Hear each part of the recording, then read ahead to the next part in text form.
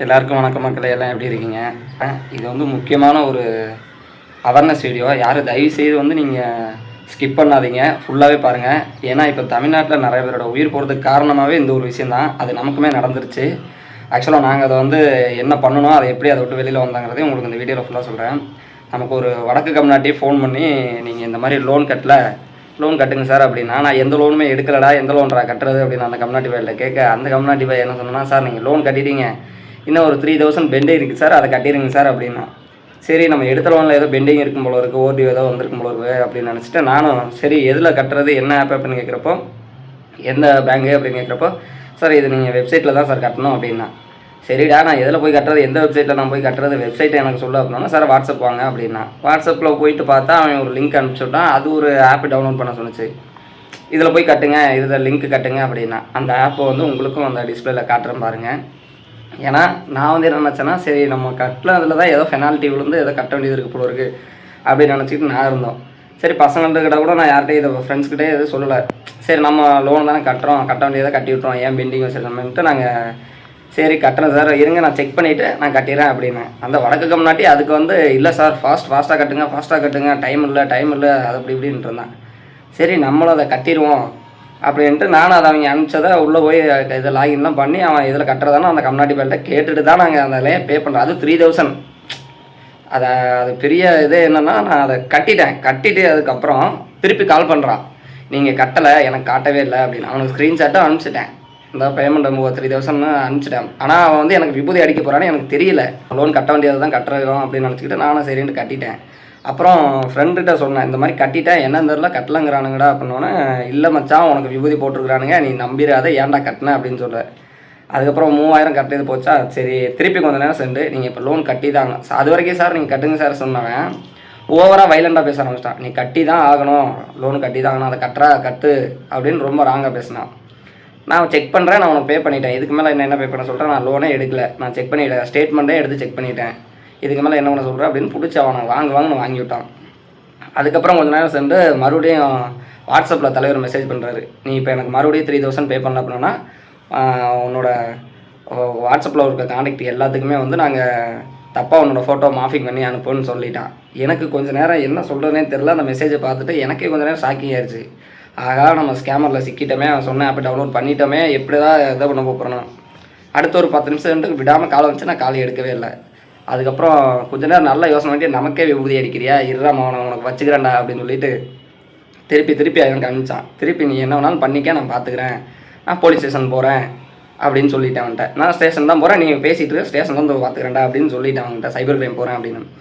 அடுத்து திருப்பி கொஞ்ச நேரம் சென்று மறுபடியும் கால் பண்ணி ரொம்ப வைலண்டாக பேச ஆரம்பிச்சிட்டான். நான் அவன் ஃபோட்டோ அவன் கான்டாக்டில் உள்ள எல்லாருக்குமே அனுப்பிச்சிருவேன், அவன் மாஃபிங் பண்ணி அப்படின்னு. அவன் டைப் பண்ணி அனுப்புறதே இதில் உங்களுக்கு காட்டுறேன் பாருங்கள்.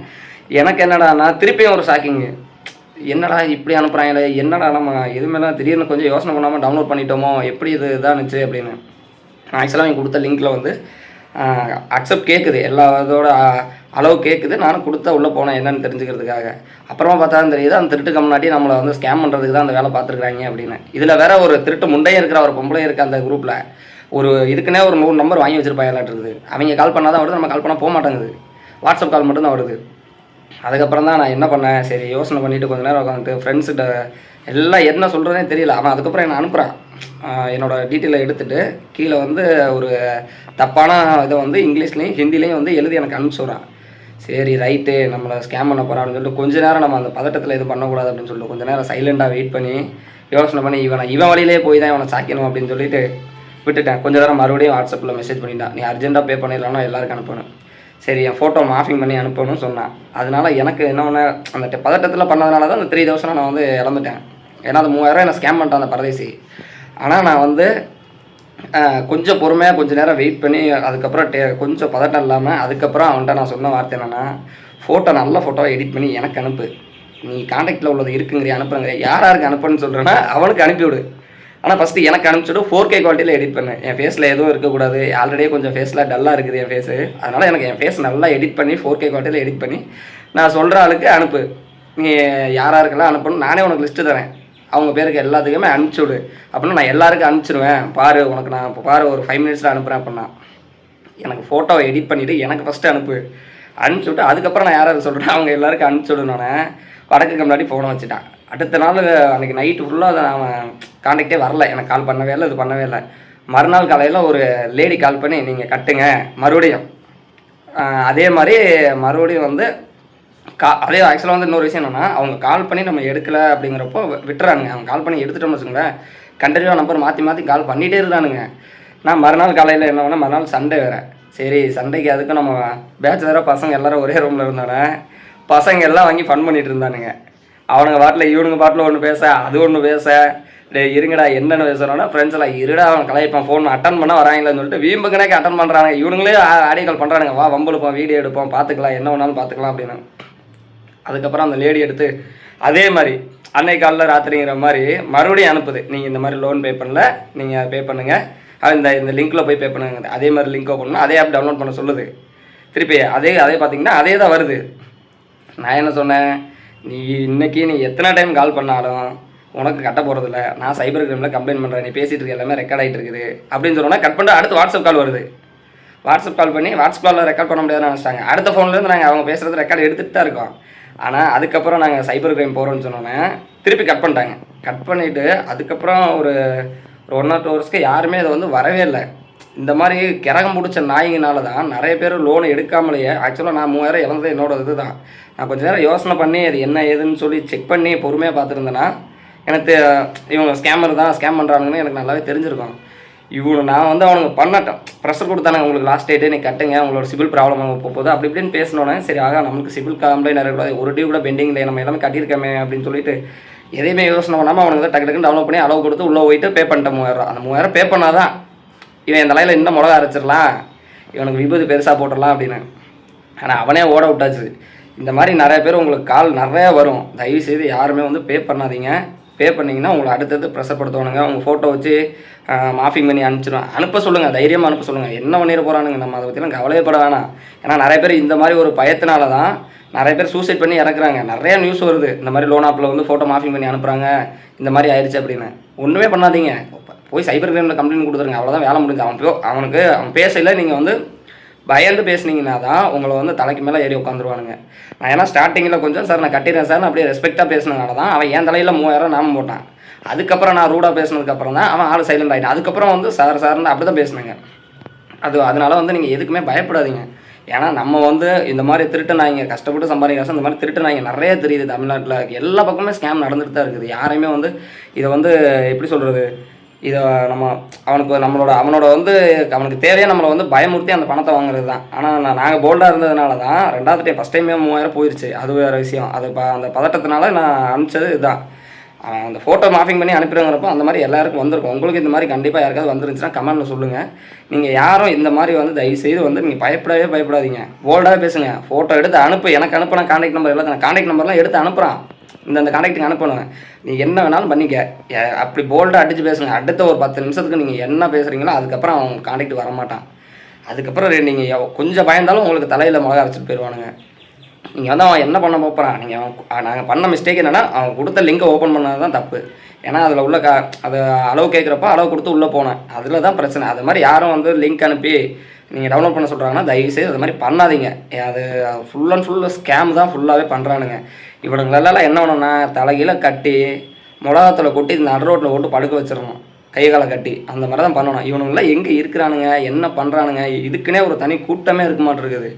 எனக்குலாம் எத்தனை கால், கிட்டத்தட்ட ஒரு 100 கால் புது நம்பரில் இந்த ஃபோன் எடுக்கல, அந்த ஃபோன் எடுக்கல, நானும் எல்லாத்தையும் பிளாக் பண்ணிட்டே வர்றேன். திருப்பி கால் வந்துகிட்டே இருக்குது. அதனால் நீங்கள் யாருமே தயவுசெய்து இந்த மாதிரியெல்லாம் கால் வந்துச்சு வாட்ஸ்அப்பில் வந்துச்சுன்னா கண்டுக்காதீங்க, ஃபோனே எடுக்காதீங்க. 2வது அப்படியே அது பேசினாலும் நீங்கள் என்ன பேசினாலும் சரி, உன்னால் முடிஞ்சது பார்த்துக்க, நான் என்னால் முடிஞ்சது பார்த்துக்கிறேன், நீ அனுப்புறியா அனுப்பு, ஃபோட்டோ எடிட் பண்ணி எனக்கு நான் அனுப்புறேன்னு சொல்லிடுங்க. ஒரே வேலை முடிஞ்சுது. அவன் அந்த அளவுக்குலாம் பண்ணுற அளவுக்குலாம் அவனை திருட்டுனாய்ங்களுக்கெல்லாம் வேலையே முடிஞ்சுது. இந்த மாதிரி கால் வந்துச்சுன்னா அடுத்த செகண்டே போயிட்டு பக்கத்தில் ஏதாவது போலீஸ் ஸ்டேஷன் இருக்குன்னா சைபர் கிரைமில் போய் கம்ப்ளைண்ட் பண்ணிடுங்க. இல்லைனா உங்கள் மொபைலில் வந்து ஆன்லைனில் எப்படி கம்ப்ளைண்ட் பண்ணுறதுன்னு யூடியூப் பார்த்து நீங்கள் அதை அப்படியே கம்ப்ளைண்ட் பண்ணி, அதெல்லாம் ஈஸி தான். இப்போ தான் கவர்மெண்ட்டே ஒரு ஆப் கொடுத்துருக்காங்க, உள்ள ஓனிங்னாலே உங்களுக்கு நிறைய இருக்குது. அந்த ஆப்போட இதையும் உங்களுக்கு காட்டுறேன், வீடியோவில் காட்டுறேன். அதில் போய் நீங்கள் அழகாக கம்ப்ளைண்ட் பண்ணிட்டு போயிடலாம். நிறைய பேரோட லைஃப் இதில் தான் வீணாக போயிட்டுருக்குது. ஜஸ்ட் மிஸ் இல்லைன்னா நானே வந்து ரொம்ப அந்த ஒரு 1/2 hour 1 hour வந்து எனக்கே ரொம்ப ஷாக் ஆகிடுச்சு. என்னது இது திடீர்னு இப்படி பண்ணுறானுங்க அப்படின்னு. அந்த திருட்டு நாய்களை பார்த்தாலே எங்கேயாவது அவனெல்லாம் சும்மாவே விடக்கூடாது. ஏன்னா இந்த மாதிரிலாம் நிறைய பேர் நம்ம பயப்படுறதுனால தான் அவனுங்களோட இதே ஆகுது. நம்ம கொஞ்சம் அவங்கள பயமுறுத்தி அதை பணத்தை பிடுங்கணும் அப்படிங்கிறது தான் அவங்களோட நோக்கமே. அவங்க கொடுக்குற லிங்கில் போனால் காண்டாக்டு எல்லாமே ஷேர் ஆயிடுது. ஆனால் அதுக்கப்புறம் நீங்கள் அதை லாக் அவுட் கொடுத்துருங்க. நான் லாக் அவுட் கொடுத்து டெலீட் பண்ணிட்டேன். அதுக்கப்புறம் நேற்று 28/7 நேற்று அப்படி தான் அதே மாதிரி ஒருத்தன் கால் பண்ணான்.